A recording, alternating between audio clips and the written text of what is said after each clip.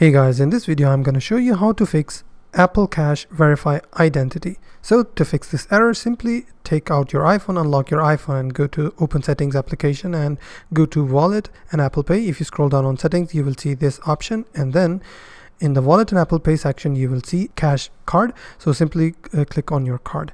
Now once you click on your card, it will ask to verify your identity. To fix this issue, what you have to do is simply click on continue, and then it will ask for a few more for some questions and information about yourself.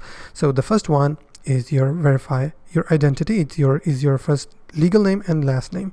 After you entered your name, it will ask for your social security number, valid social security number and date of birth, and then it will ask for your home address, in which you have to enter your street address and zip code, etc. And after that, once you submit all of the information, then Apple support team will review your information, and then they will fix your verify identity issue for yourself. But if doing these all steps doesn't work for you, then what you can do, the best thing is to contact Apple support team. Tell them about the issue and they will try to fix it. And that's the best way if my method doesn't work for you. So if you find this video helpful, please hit the like button and don't forget to subscribe.